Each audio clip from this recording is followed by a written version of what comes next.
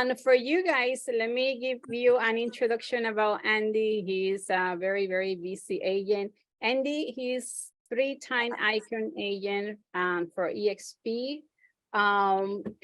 Also, he's a renter expert, and will be one of the topic. He was able to achieve an amazing and impressive income inside the real estate. And I want to unpack a little bit more about what is working for Andy.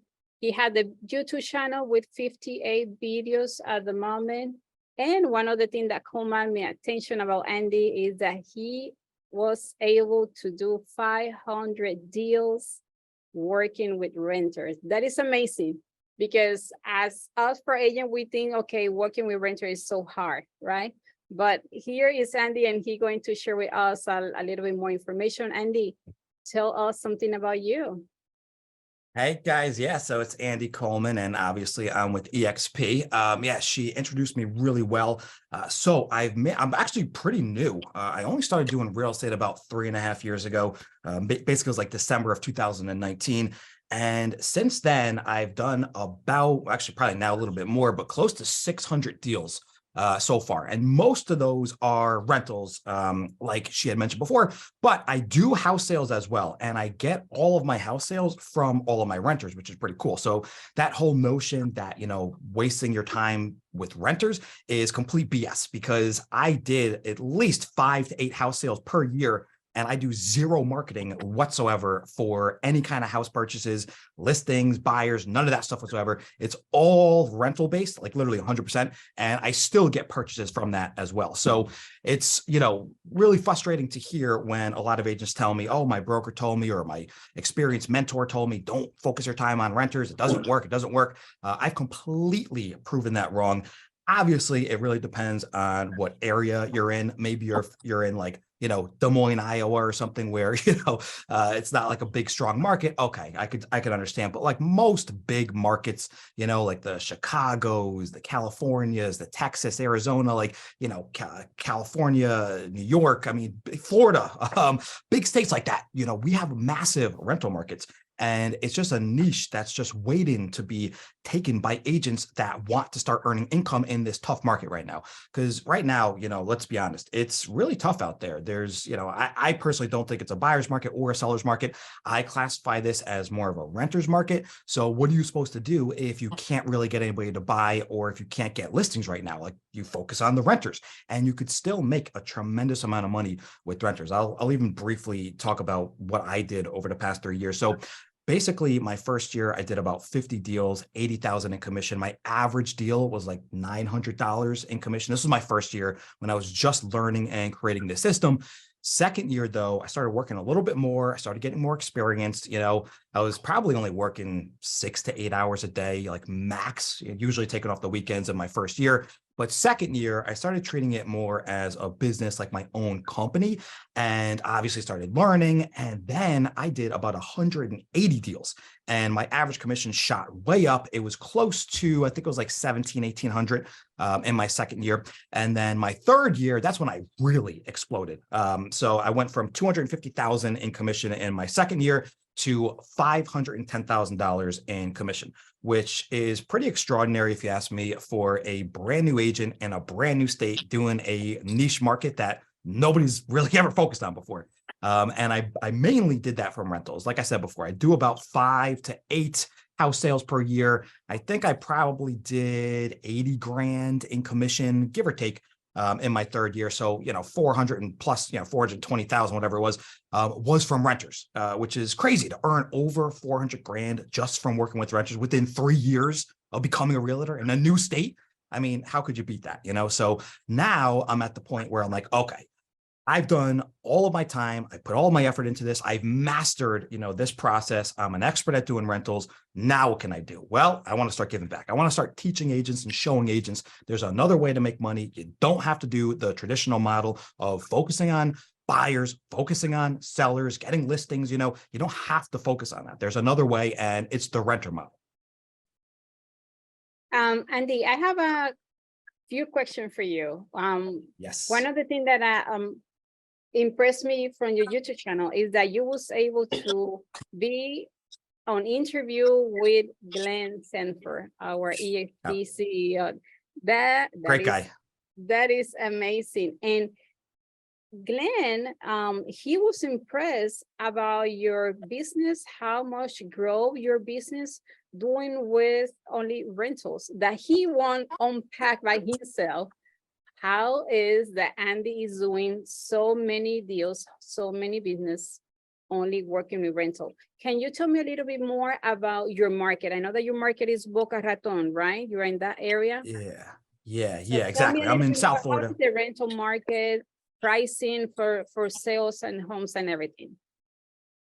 Yeah, I mean, yeah, to unpack that. So yeah, Glenn obviously had me on his podcast. He's never even heard of anything like this before. And realistically, I don't think any other agents ever done this before. I've never heard of it before. I've heard of other agents doing a little bit of rentals here and there, but never like this to this extent. I really just put my mind to it and I focused on one niche. I mean, honestly, that's the trick. Like, I don't even care what you're doing. I don't care if you're going to open houses, for sale by owners, whatever the rental approach, whatever you want to do, doesn't matter. The niche market, you have to pick just one thing and stick to it. You can't be bouncing around from market to market to market, or sorry, from niche to niche to niche. You can't do that. It doesn't work. You're going to be, a jack of all trades, but master of none. And that never works. So I think that's the biggest takeaway that I learned, over the past few years. Obviously, I'm a big proponent of doing rentals. I think that's the most overlooked part of any kind of realtor's, potential earnings. So for me, when I started doing this, to answer your question about, what market I'm in, how I'm doing this. So for me, I basically just went to my MLS and so this might be different for other people's MLSs and states and counties. I have something called any broker advertise. If it says yes, I'm allowed to advertise that property. Doesn't matter though, if you don't have that in your MLS, you could always ask for permission from the listing broker, especially let's say, you're with EXP, you could ask EXP agents. I think we have it in our broker's agreement that we're allowed to list other agents, rentals as to promote and try to bring a buyer or a tenant.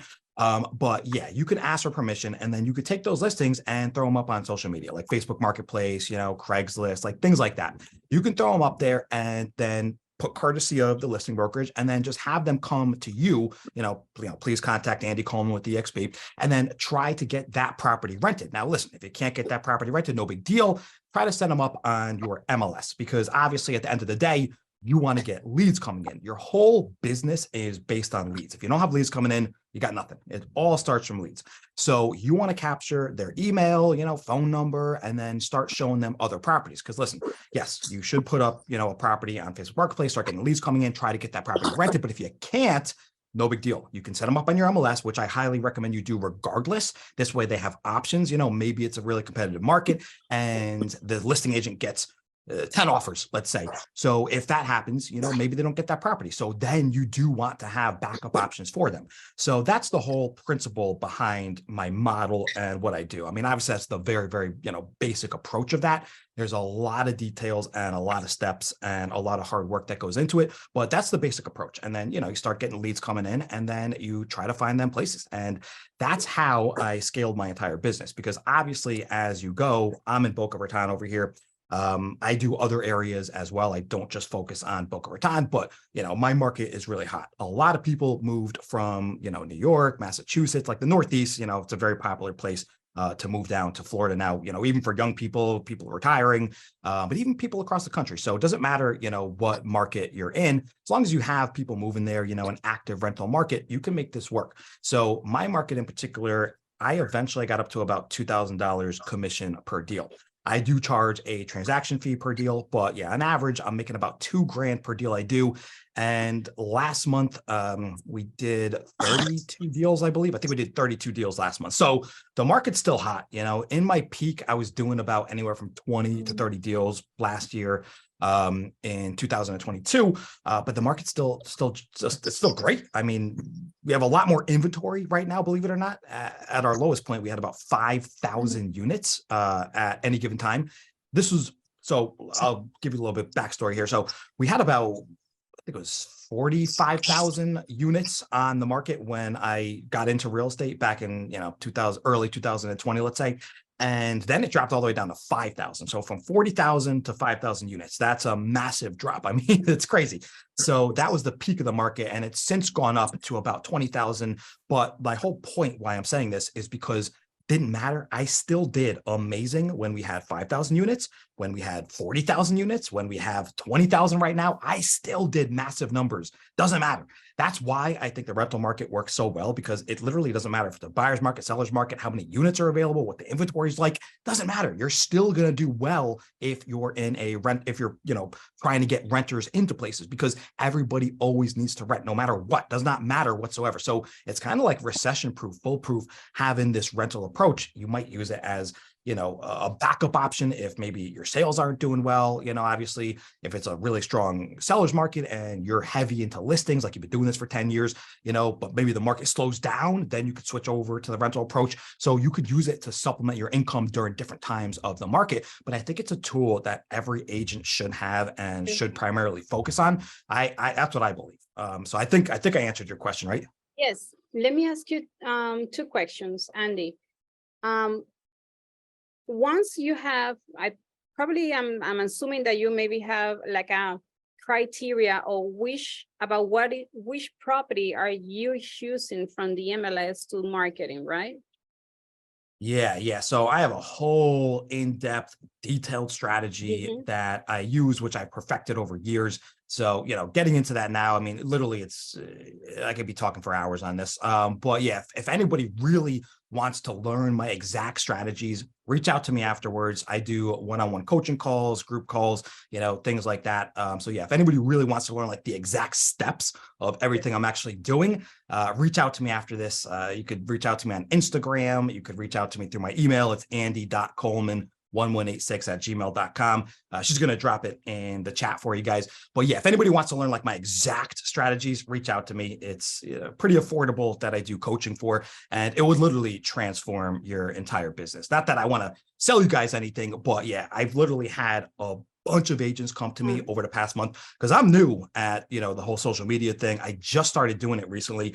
And now that I'm spreading my message and sharing my story, I have agents across the country coming to me right now and saying, hey, I'm struggling right now. I'm not doing as much as I want to be doing right now. I need help. And I'm teaching them my rental strategies, and it's working. I have an agent right now that works a full-time job. I'm just giving an example here. Works a full-time job, is in California, came to me, I don't know, maybe like 2 months ago or so. And I taught him my rental strategy, still working his full-time job. And he just texted me. I don't know, the camera probably won't pick this up. I don't think the camera will pick this up. But the guy just texted me about 2 days ago and said that I'm having a $10,000 month. We're not even at the end of the month yet. He's got like, I think 5 or 6 deals under contract, around $2,000 average per deal. And he's like, I'm about to quit my full-time job and just do real estate full-time now. Just from a 1-hour call that we did. It changed his whole entire life. So yeah, if anybody, I have multiple stories about this as well. But if anybody wants to learn my exact strategies, reach out to me afterwards and I can definitely help you out. I have a comment, when we are working with rentals, because I do rentals a lot, and I also encourage the agent that they are inside my team to do rentals. But we always listen every time more and more, I don't do rentals. Or people that they are searching for rental, they say, I call and nobody return the phone call back. And they still, there are people with needs, right? Not everybody can. You're talking about tenants, right? Mortgage right now. Yep. Yeah. Nobody can That's do a great it. point. Yeah, exactly. So like if you have tenants that reach out to you, I mean, exactly what you said. I get this literally probably multiple times per day, where they say you're the first agent that even picked up the phone for me. I'm so appreciative and so happy that you're willing to help me. Because like she said, nobody, well, not nobody, but a lot of people cannot afford mortgages right now. They can't afford these crazy prices that the houses are still at. I mean, who wants to get 6.5%, 7% mortgage, or whatever it is right now, with the market that's, 40 or 50% higher than it was, 2 or 3 years ago. I mean, it's tough. It's tough right now. So that's why they're turning to renting. But then most agents don't want to do it. So who do they turn to? They got to struggle and do it on their own, and eventually find a listing agent. And at this point, they're putting in 10 different applications, with 10 different listing agents. So, my strategy I use, it's, one application. It's just a simple credit background eviction report, rental application, proof of income, and driver's license. Write up my offer and I throw the offers in. It's super simple. It's super easy. It's super cheap for the tenants to do. So they're super appreciative. They love it every single time. I do a rental with the tenant, they're like, oh my God, no other agent has taken the time and the attention and the care to detail that you have. And then guess what? They're going to buy from me. That's how I get all my sales, is my returning renters, or even my renters that said, hey, you know what? This is great. You took the time to show me rentals, but I changed my mind. I want to buy now. Okay. Like mid-search of searching for rentals, maybe like a few days in, weekend, whatever it is. And I'm like, all right, fantastic. Let's buy you a house. Set them up with your lender. And then you guys know the process from there. But that's how I do all my sales, is from my renters. And then now the market's still a little bit rough. You know what I mean? It's not really like a buyer's market just yet. But I'm having a lot more of my renters say, hey, I want to start buying now, because technically we are in a downward trend on the market. The prices are technically coming down right now, not by a lot, but they are coming down. So that means it's a good time to buy, or a good time to start buying. So now a lot of my renters are coming back to me and saying, hey, I want to buy. So I'm sending out my weekly email, obviously just want to be top of mind. And a lot of my renters are coming back, which is fantastic, because now, 3 years later, I'm going to transform my rental business into a buyer's business. But the beauty of this is I can still do my rental strategy on top of it. So I just want to give you an example. So yes, maybe I've done, let's say 600 deals, right? If, let's say 10%, maybe not now because it's not really a buyer's market just yet, but let's say when it switched over to a buyer's market, maybe in a year or 2 years, whatever it is, maybe I'll get maybe 5-10% of my renters every single year that want to buy from me, because I'm talking to them, weekly, every single day. I might call 10-20 people, just to have a point of contact with them. Maybe I get 5 to 10% of those 600. That's about 60, let's say 10%. That's about 60 house purchases per year, just from all the hard work I put in. I don't even have to do any kind of other advertising for that, just the network that I've built up so far. And I have about 10,000 emails that I've collected over the past few years, which is not bad. It's something crazy, but it's not bad. 10,000 emails, 600 deals I've actually done. Those 600 are my VIP. The other 9,400, whatever, those are the people that maybe didn't do a deal with me, but still know me. So I still reach out to them, and maybe I'll get 1% of them, that will say, okay, I'll buy a house with you. But it doesn't matter. It's obviously a free email list, because you've done the deals before. You've set them up on the MLS. You did a Rentspree search for them, whatever you're doing for them, you have their contact info. So that's why the rental strategy works so well, because it's not just, renters now getting $2,000 a pop right now, which is phenomenal money. Because I've had months where I've done $60,000-$70,000 in commission, literally 30 days, 60 or 70 grand in commission just from doing rentals, which is possible. But later on, you're building a foundation for your business later on, where you could then add all your buyers. So think about that. Let's just say it's 10%, average commission is $10,000. Let's say there's 60 of them. That's $600,000 on top of the $500,000 I'm making already from my renters. Now I have $1 million business, and I'm still basically a brand new agent. I just don't think you can beat that. Let me ask you a question, Andy. We saw, the people that we work on rentals, and we work on that, we saw that they are not paying too much commission on it, unfortunately, right? Because the job have to be done, and sometimes the job is not easy. We need to show probably 5, 6, 7 property to a client, and then get through the process for application and see if the application is approved, and then go into the lease. What you can say to that's the a lot, agent, though. Yeah, That's a lot of showings. Yeah, I don't think. I can't remember the last time I did that many showings. Yeah, that's a mistake though. So that's what I'm saying. Like, you shouldn't be doing that many showings. Like, something's wrong if you're doing that many how showings. many showings do you show to the person? How many? Yeah, so how many showings? Because obviously, listen, each showing takes anywhere from 30 minutes to an hour, depending on where you got to drive and everything. So you don't want to do that many showings. I'm really limiting it to 1, 2, maybe 3 showings. You know what I mean? If I have a really picky, fussy client, maybe 4, like max, like that would be a lot for me, doing 4 showings. Personally, though, so I'll go into this in a little bit. I have a team that I set up now, which I can talk about in a little bit, but I stopped doing showings. So even when I was doing this, solo by myself, because the first three years or so, I was doing this solo, 0 help from any team members, 0 help from assistants. I had nothing. I was literally just a one-man team. So I did this all on my own. So I know it is possible for you to do it on your own. So right now, I do have a team that helps me out, which I'll get into. But when I was doing all these deals on my own, I stopped doing showings. That's the thing. stop doing showings. So, which is kind of confusing. So basically I made the tenants do a credit background eviction report, rental application, send me their proof of income and their driver's license, 3 pay stubs, picture of the driver's license, wrote up the offers, put the offers in. And then if the listing agent said, yes, we'll take this offer, then I would go and show them the property really quickly, really fast, to make sure they liked it. So obviously doing this strategy, you got to be, it's an advanced strategy. You got to really know what the hell you're doing, because if you don't, then you're going to look like a fool, so you don't want to do that. And you have to sound confident, like even just the way I just said, credit background eviction report, rental application, proof of income, like the way I'm saying this to people, like they know I'm not BSing them. They know I'm experienced, just the way I'm talking to them. I'm not doing a lot of ums and stuttering and this and that. So like for that approach, you got to be confident. You got to know your shit, you got to really have it together. So that's an advanced tactic, and I don't do showings before we get the offer accepted. So that's why that's why I can do this many deals, because I'm not wasting my time showing that's 7 hours. You showed 7 properties. That's basically 7 hours of your time for one deal. That's madness. That's ludicrous. Yeah, that would never work if you did it that way. So again, you got to really make it a very efficient strategy. You have to have processes and systems in place that you set up, which I've mastered over the years.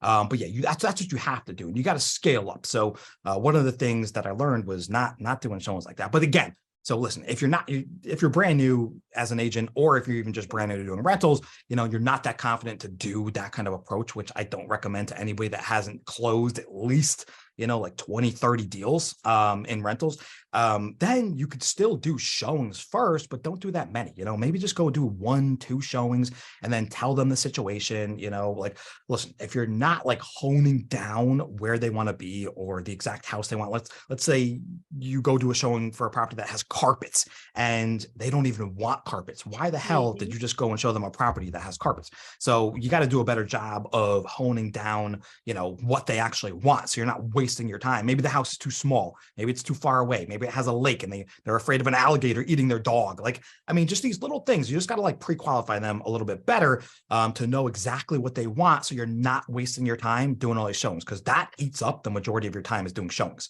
And obviously, what I'll go into talking about a little bit. So you don't have to do it alone. What I did is I got a team under me.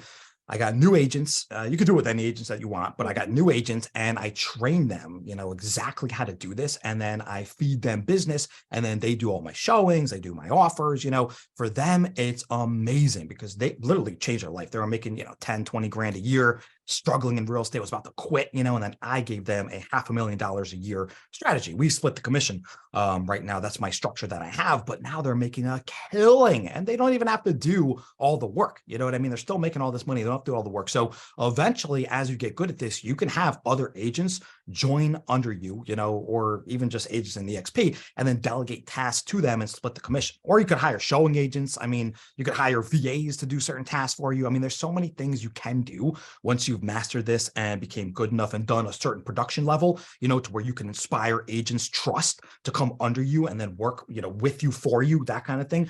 So yeah, so you don't have to do it alone. That's the beauty of it. After you reach a certain point, you don't have to do it alone anymore. I have 2 questions based on that. You mentioned that it's always better have a good pre-qualification for the person, because we don't want to waste our time driving all around the city. We need to find out exactly what they want, what they are looking for the property. And also you mentioned that when the agent have experience, they can switch the strategy and trying to see they can pre-qualify better by having some applications of background. I know that now some of the MLS offers background tools that they can use for application process and review the information for the client. And I think it's very affordable, the ones that are connected to the MLS. And I know that the Florida Realtor has one as well as a partners that we can use for background check and see if the person, is legit, or they can have all the qualification to go to that property. But I have another question. Do you have property management that you use, or you just put your client into whatever property management is with the listing property that you are presenting? Yeah, so a couple things there. Obviously, the qualifications. So I'll answer both. So basically, I'm doing the credit background eviction report first, before I even step foot in a property with them. Like I said, that's more advanced. I don't really recommend that for a newer agent. I think you should waste your time doing showings until you get experience, get frustrated, because you'll get frustrated. You'll get to the point where you can talk to tenants like that, like, hey, now we have to do an application before we do a showing, because then you just experience a lot of time wasted, and it just puts your mind into a different mentality. And it's all about mindset at the end of the day. You have to have the certain mindset to be doing this, because people can hear and detect, the confidence that you have. They can detect bullshit, so people can understand that. So you have to get in the right mindset to do that kind of thing, where you're pre-qualifying them first. And obviously that costs money. It's about $38 if you're using Rentspree. You could use, was it Zumper, I think, Smart Move, My Smart Move, or something. There's a whole bunch of different services out there that you can use. I use Rentspree personally, and I like that one the best. But yeah, that's about $38. So that person has to trust you to actually be like a legitimate person, so you want to build your credibility up on social media, just to make sure, like, you're not like scamming them, because there's scams out there and stuff. So like, you want to really make sure you're credible. They can look up your license number, that kind of thing, credible on Instagram, Facebook, if you want to do YouTube, so they could look you up and know this is a real person. That's a big part of it as well. And then obviously, if they're giving away their personal information, but then yes, you'll get all of their credit, their background, their eviction report, all of their details, obviously, to see if they qualify first. But yeah, I mean, getting people to do that though, before they've met you in person, let's say it's a random person that you just met, you don't know them before. It's not like a referral even. It's tough to get somebody to do that. So that's why, like I said before, that's more of an advanced tactic to get them pre-qualified first. A lot of people will say, absolutely not. I don't know you, I'm not going to give you my personal details, even though they're doing it on a third-party site. A lot of people won't do that, and they won't spend the money on it, unless you really know what the hell you're talking about, to convince them to do it, before you even meet them, or even do a showing for them. So that's one thing, and the second question I think you had was about, what was the second question again? The management, property management. Yeah. Yeah, I mean, listen, I fiddled around with the idea about starting up my own management company. So I work primarily with tenants. I've barely done any listings. I think I've only done like 10 listings out of, my 600 deals. I've only done like 10 listings. So I don't do many listings. I don't focus on them. I love them personally. I think they're super easy to do, and I think they're awesome. I just don't focus on them right now. That might change in the future, but what's the saying? If you have a good thing going now, why ruin it, or whatever it is. So I don't really want to change too much right now, so basically, yes, you can go with the property manager. That's the listing agent, the owner of the property, the landlord. You can use them, if you have somebody. Like, I started doing a referral process with a property management company where they're going to give me, I think it's like 15% of the monthly income. If I get them, a client, then they'll give me a referral. So yeah, I mean, that's a fantastic idea if you want to partner up with the property management company. Maybe the owner or the listing agent doesn't have a property management company that they use right now, and then you could refer out your property management company, then you get paid on it. So that's just another source of income that you can make doing the rental strategy. One question that I have as well, Andy, you mentioned that probably when the agent is getting leads, probably you can start, with just small team and have somebody who help you with all those. How many leads do you think that you need to be receiving monthly basis before you decide, okay, I'm going to need somebody who help me with showings and taking care of my lead? How many leads a month do you think that you need to make a good business on rentals? Yeah, so like, you don't need help. You could literally handle any amount of leads. I mean, you could handle hundreds per day. I have a system that I developed where I'm not even exaggerating, I can literally get to 100 leads in maybe 10, 15 minutes, literally 100 leads in like 10, 15 minutes. I can get back to them, just because of the system that I developed to make it like super fast. Because listen, at the end of the day, you got to be very efficient with your time. As I mentioned before, if you're spending an extra 5 or 10 seconds, per thing you're doing, but let's say you're doing 100 of that thing, that 5 to 10 seconds adds up. So you have to, really streamline your processes and make sure you're very efficient. You can't be spending 3 hours getting back to 100 leads and you're doing something wrong. I only spend 15 minutes. So no, you could handle as many leads as you want. I personally think the maximum cap, for a single agent with no team, no help whatsoever, I think it's around, the $500,000 mark, basically, where you're bringing in $500,000 a year, which is about doing 250 deals per year. Because, at that point, I mean, just from personal experience, and I'm talking, I was efficient as hell. I had everything down, my copy and paste, my clipboards, my this, my that, my linked on my phone to my computer, like everything was just locked in place and dialed in. And I was working 16 hours a day. Not even exaggerating, I would be up till 2 o'clock in the morning, wake up at 8, 9, 10 o'clock, whatever it is, whenever the heck I woke up, and then boom, right back into work up until 2 in the morning. And my girlfriend, she runs her own business. So she let me do it. You know what I mean? She allowed me to do it. Even though I was working a lot, I tried to spend as much time with her as I could, but maybe that's only like an hour a day. And then the other, 16, 15, 16, 17 hours, whatever it is, I'm working. I'm like busting my ass, really working, because if I'm not doing that, then you're not going to be able to handle all of that business. So then you would need help. But as a solo agent, yes, I think, because listen, you need about, 6, 7, 8 hours of sleep, right? Me personally, 6 or 7 hours, that's it for me. If I sleep 8 hours, it's not good. I actually get more tired if I sleep more. So you need your sleep. You do that. You need to eat food. I intermittent fast right now. Check out my YouTube video, by the way. YouTube is Andy I saw Coleman. that you start Yeah. intermittent fasting. It is good for you. That changed everything. Yeah, that changed everything. So I could briefly talk about that too, because it's energy levels. You know what I mean? You can even see my energy level right now. What's it, like 2 o'clock or something? So I haven't eaten a thing all day. All I've had is water and coffee. That's all I do is water and coffee up until 6 o'clock, 6:30 at night. Then I'm going to start eating food. And you might think, oh, who the hell cares about eating? Why is this important? Well, it made me more money. That's why it's important, because I don't have that midday crash anymore. I can have the exact same energy levels throughout the entire day because I'm not eating food. When, watch I'm not going to explain too much, but watch my YouTube video, intermittent fasting. My channel's Andy Coleman. Check it out. I explain the benefits and details of that. And it literally did make me more money. I probably made, who knows, I can't quantify it, but I probably made tens of thousands of dollars extra because my energy levels are, the same throughout the entire day. So yeah, to answer your original question, your cap, I think, is around 250 deals per year before you're going to probably start needing help, because you don't have much more time than 16 hours in a day. Like I said, maybe an hour for eating, you got to maybe take an hour to relax, spend time with your loved ones. If you don't have kids. If you have kids, I probably can't do that. You know what I mean? But yeah, I mean, me personally, I don't have kids, so it's easier for me. But I would say about 250 deals, working the 16 hours a day, that equates to about $500,000 a year. And then, yeah, you could probably start thinking about hiring a team. You could do it sooner, if you're doing, I personally think, if you make 250 grand a year in like net commission, I'm not talking, like revenue coming in, I'm talking net commission. You make 250 grand in a year. I think it's time to expand then, because now you can inspire confidence to people under you. Listen, if you're making 100,000, that's great. That's a good living and everything, but you don't need help. If you're making 100 grand, you don't need help. You can manage that on your own. Like, when you reach a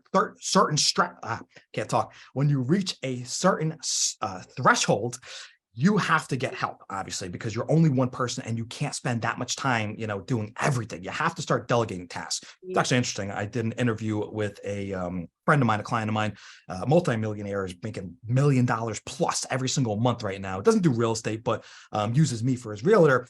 And I just interviewed him yesterday, and that's what he told me. He said one of the biggest things that helped him scale up was hiring people to do things that he could do, and teach them how to do it. So then you could spend time doing other things. So I'm just getting into that now. Like I said, I hired a team and started bringing on people back in February, trained them for a couple months. We started in April. That was our first live month, basically. And we've done phenomenal. In our first month in April, I think we did 50,000 in commission, give or take. And then second month, which was May last month, we did about 62,000 in commission. And this month, I think we're on track to do 75, 80,000 because we got a couple house sales on top of it. So yeah, and then, we're splitting everything 50-50. So you could structure it out however you want. I could always help you guys, structure it out if you want to book a call with me. But yeah, the team has really helped because now it's freed up my time to do other things. And I'm still making generally right around the same money I was before. But I could do other things now, like get on Instagram, do things like this. I had zero time to do. I couldn't do an interview. I couldn't do a meeting like this 2 years ago. There's no chance. I didn't have the time for it. But now that I have team members helping me out, now I can do things like this. Now I can make YouTube videos, and it's tough. listen, doing social media and stuff like that, like it's tough. It takes a lot of your time doing things like this. I had to, that's why I was late. I had to set this whole thing up that you see behind me, set the camera up, this and that. Like these things take time. So you have to delegate tasks. That's very important to scaling and getting to the next level. But the first step is figuring it out on your own first. Don't get ahead of yourselves and think, oh, I made 100 grand. Now I can, start scaling up. Now, I don't personally think so. You might have different ideas than me, but I didn't personally start even doing that until I made $500,000 a year, because I wanted to inspire the utmost confidence that people are like, oh my God, he just did this fast. Yes, now I'm going to be loyal to him and devote my time, because that's one of the worst things that you can have is training somebody for 1 or 2 months and then boom, having them leave. The time and energy that you invest into training somebody, you really want to find a loyal person. And I think, inspiring confidence in a certain amount of income that you make, I think that helps inspire that loyalty. You know what I mean? So yeah, that's my whole philosophy on capping, what you can do on your own. Great tip. Andy, we have Cherry Roberts. Hey, Cherry, thank you for Hi, guys. being here. Oh my goodness, that's super awesome. I know, Sherry. With us today. I want to thank you guys for having this. And I want to first give a shout out and attest to Andy. What he's saying is the truth, because I met him when he first started. And day one. Yeah. And he's given me some people that he's worked with who he has trained exactly like he's saying.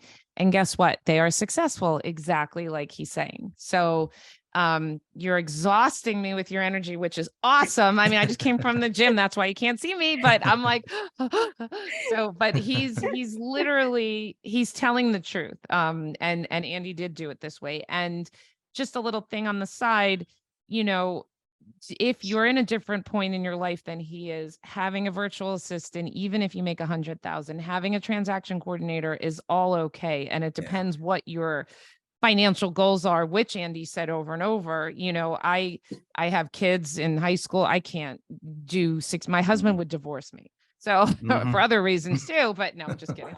But but you can all set it up the way that's good for you. But I did have a question for you, Andy.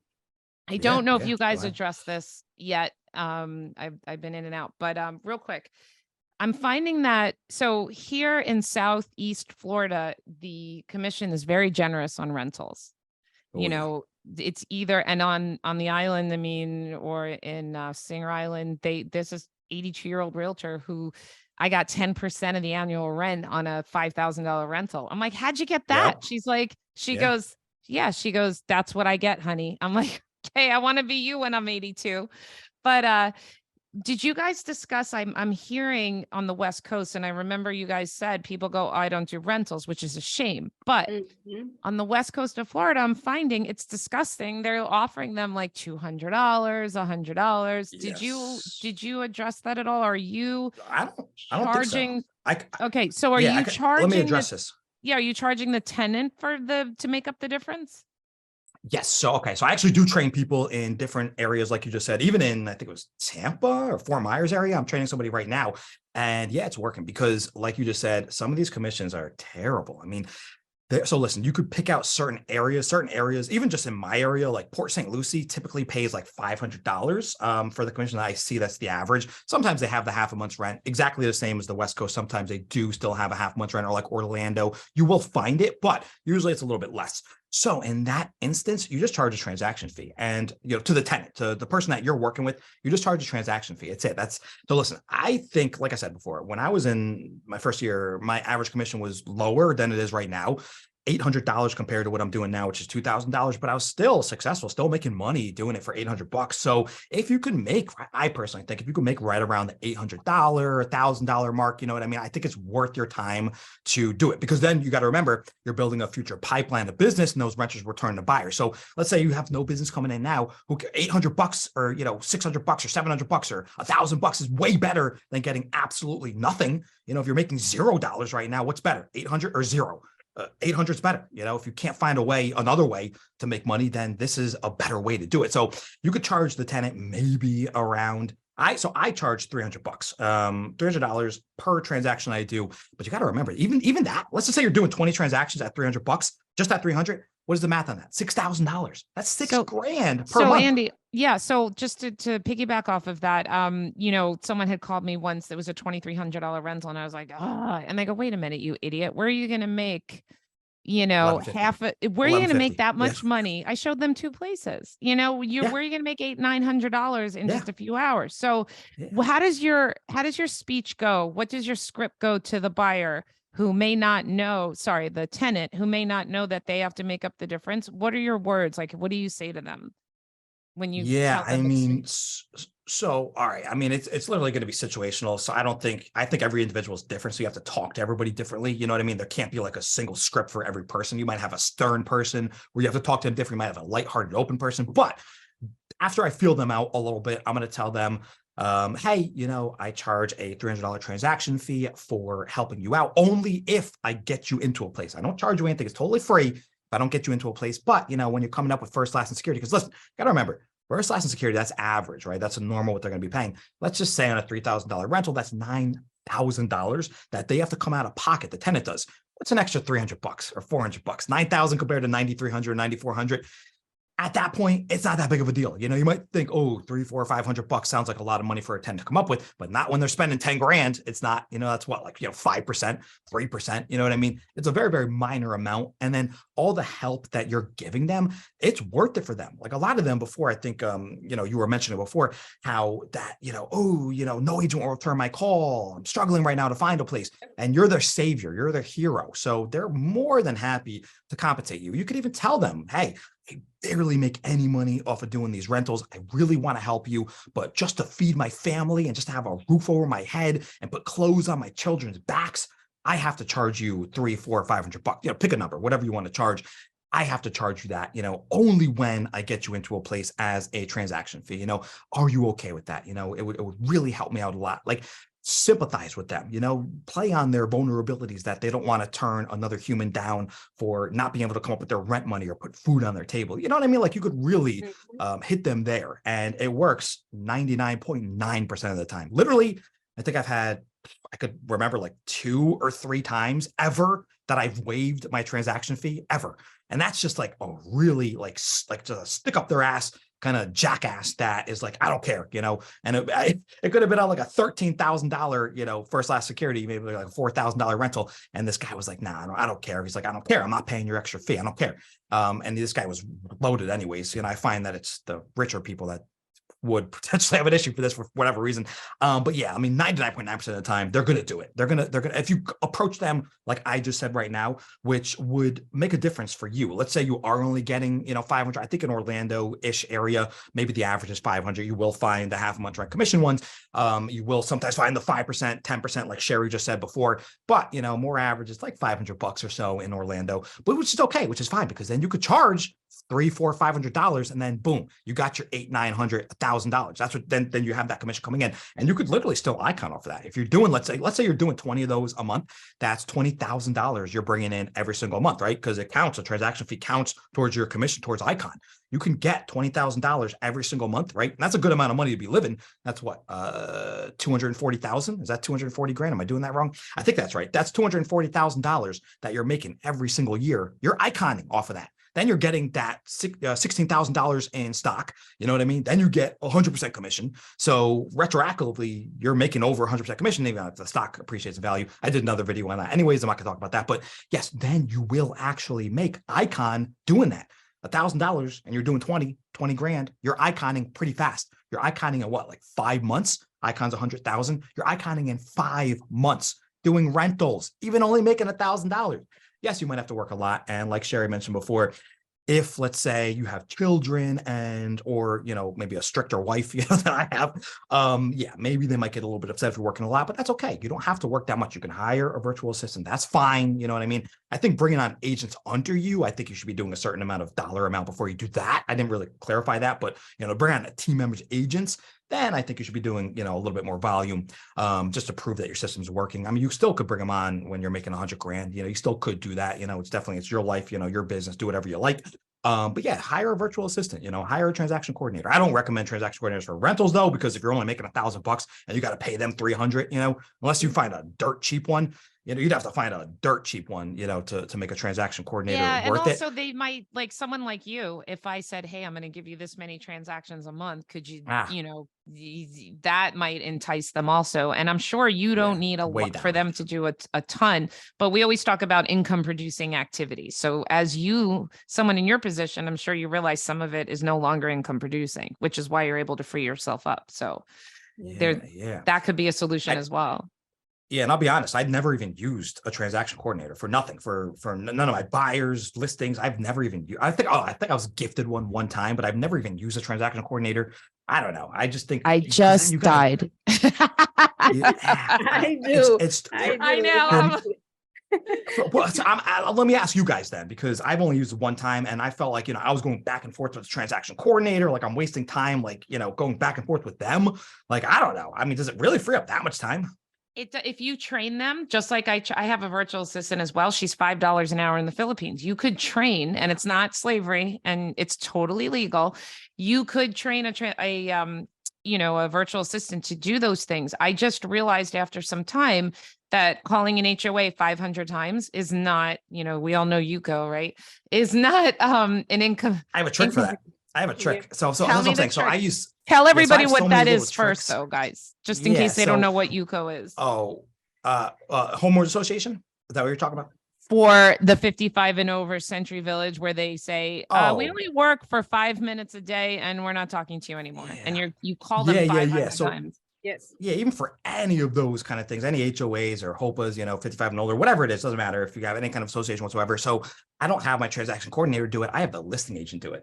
So I've devised a little strategy where I'm gonna reach out and I get my renter to do it too, believe it or not. So if you say the right things, they're not even gonna get mad at you if you do this. So this is a little, free tip for you guys. So basically I'm talking to my renter and I'm saying, hey, this is maybe few days, a week after we've done the lease agreement. And, Florida is like what, probably 80% HOAs. So you're going to have to run into this a lot. I tell my tenant, I say, hey, reach out to the HOA, introduce yourself, talk to the property manager, talk to whoever the heck you could talk to, introduce yourself, ask them if you have all the documents in, because I make them do the HOA application myself. I have a script that I use, which I email out to them and then they do it themselves. I don't do the HOA application. I don't really help them with that. I tell them, I instruct them how to do it with a quick copy and paste.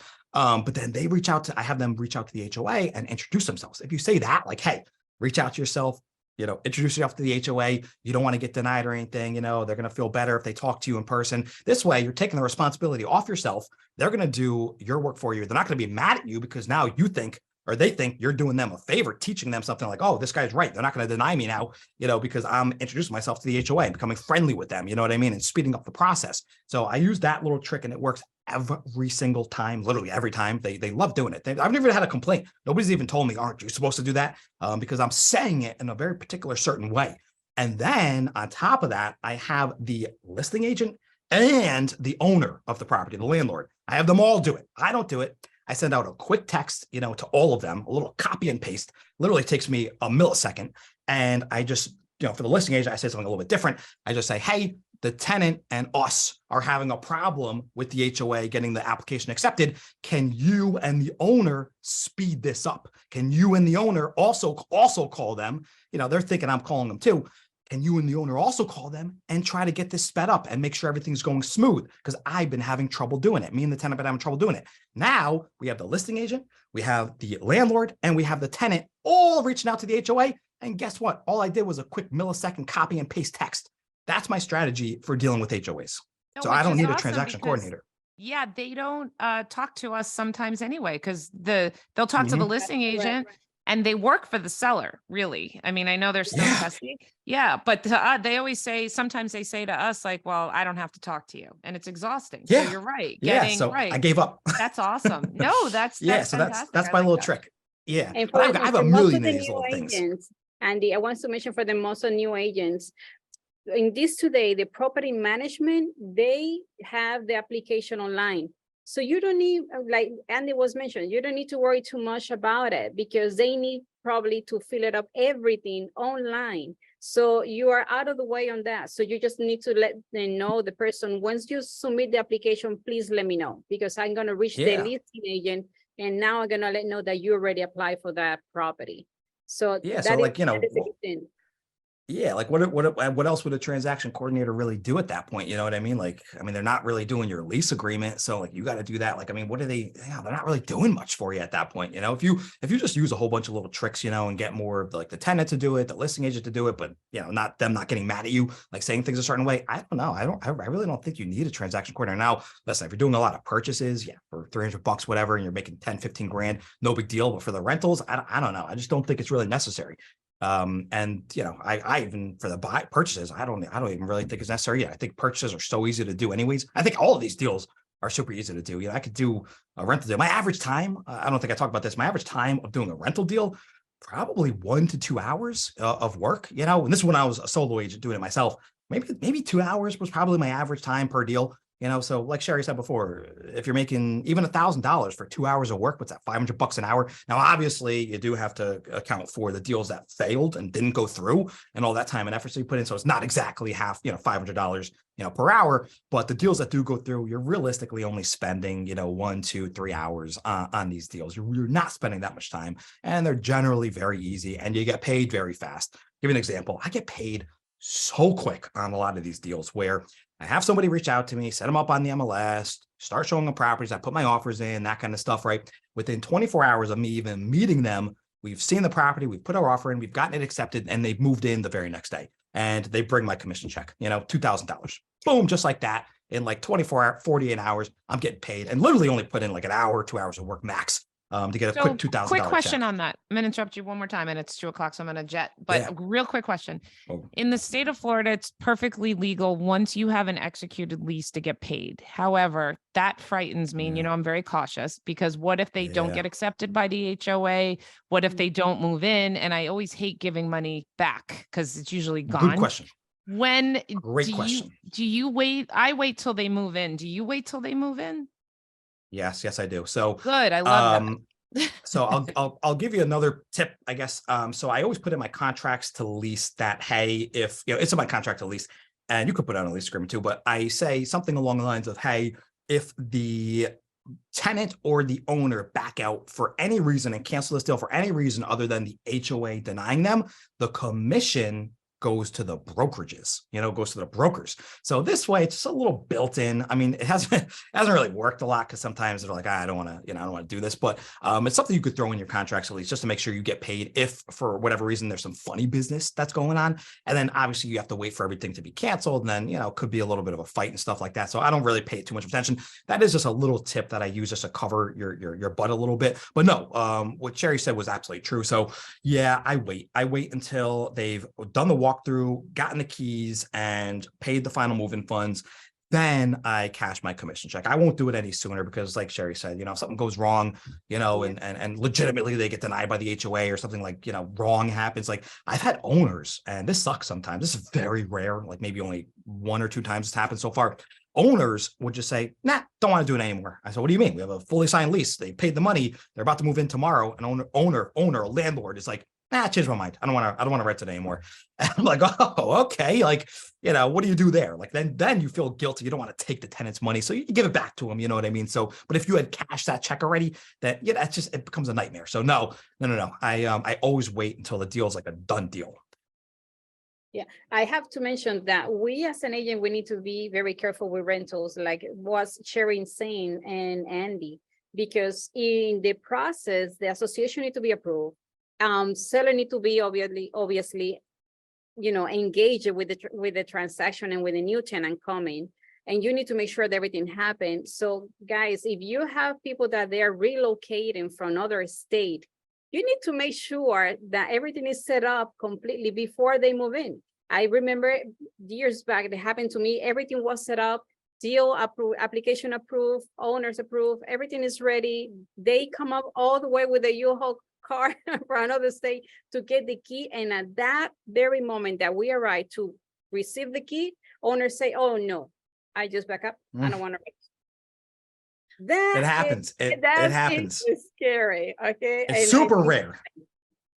Yeah, it happens. It's super rare, those kind of things, you know. I'll give you you want to hear a story? So basically I was doing a rental deal. This is like earlier on in my career, maybe a year in or so. And I did a rental for this person coming out of state. I think they're coming from like California or something. Was moving down here, didn't know the areas at all, did the whole deposit, I think they actually gave first and last, or sorry, last and security. Obviously, first month's rent is for the deposit, last and security when you move in and get the keys, that's like standard. They gave last and security when they got down there. When they arrived, they gave it to the listing agent. I was maybe like 5 minutes late or something like that. So I didn't catch the beginning of it, but they gave her the money. Okay. And they're walking around the house and things aren't exactly, what they thought they would be. And I was there. I took a video for them. I think I did it on Zoom or FaceTime, whatever. And all of a sudden they're like, you know what? We don't like this house. Like it looked way better in the video. It looked, way better in the pictures. And we don't like this area. They didn't like the area, like I know we have guidelines and stuff, so we can't say certain things about areas, which I think is complete ridiculous nonsense. Like if a certain person doesn't like an area, like why can't you tell them like, hey, this area is not for you? Like I think that's yes, but regardless, I don't want to get into a tangent, but yeah, you're not allowed to say certain things, obviously, so you got to be careful. But they didn't like the area. They didn't like the inside of the property. Didn't like the area there. They were already given all the monies, and the listing agent was like, tough luck. Basically. And that's when I got there. She's like, tough luck, I'm not letting you back out now.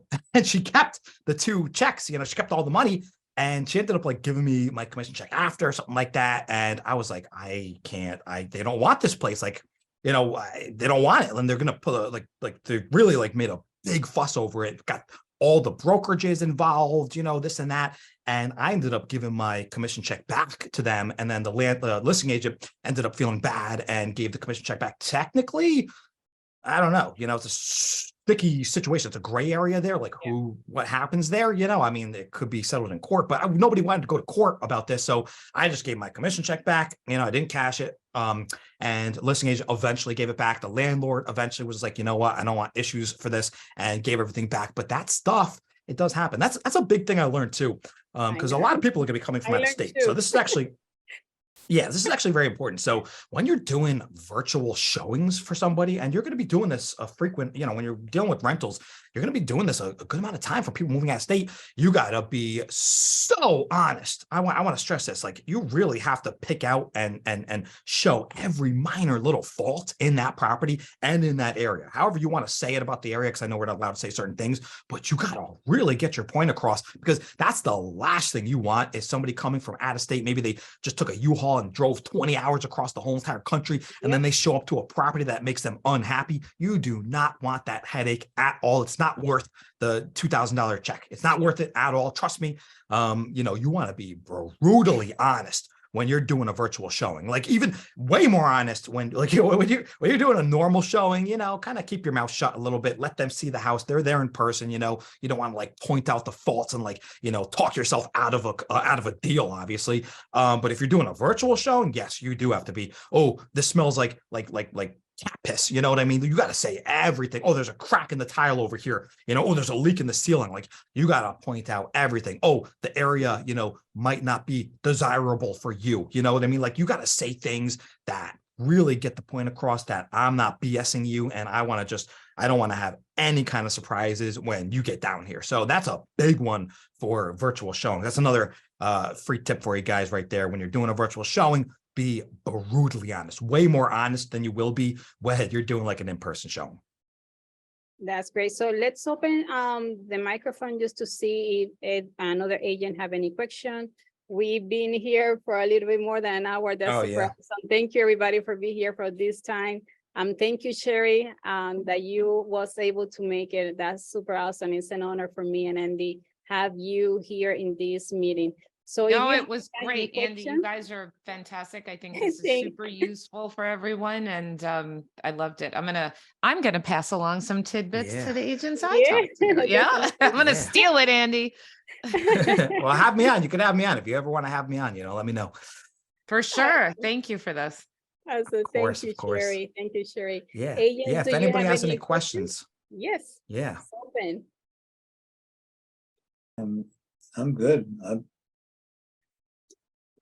Yeah, I'm good. I'm fine. I don't have any. Yeah, I'm pretty in depth and in detail in my answers and stuff. So yeah, I mean, if nobody has any questions, anybody else at all, any clarification? I know I didn't really go into my processes and stuff like that, But what I was saying is I do the coaching now where I do actually coach you and teach you my exact method, to Z, everything in between, to actually start getting you leads coming in, to closing deals and making money, cash and commission checks. So yeah, if anybody's interested, and wants to learn my process and wants to start doing this and change your life and start making 6 figures a year in your first year, reach out to me. You can reach out to me on my email, andy.coleman1186@gmail.com. Reach out to me on my cell phone even. I'll give you my cell phone number. Well, actually, I might record this. I won't give my cell phone number right now, Okay. but I might drop this later. But yeah, reach out to me through email and reach out to me through Instagram. It's @the_Andy_Coleman. Follow my Instagram page. I drop 60-second little teaser videos, basically, about some of these processes. Obviously, it's 60 seconds. You can't really talk about much.